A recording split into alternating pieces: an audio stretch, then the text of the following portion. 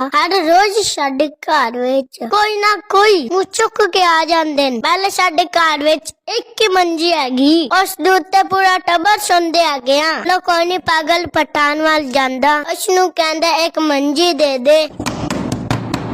ये कौन है खाना खराब का बच्चा? ओए निश्वर खान, एक मिनट बाहर आना। ओए खुदा पक्का हमारा निस्वार पता नहीं किधर गया। ओए तुम इधर बैठिए, इधर आओ।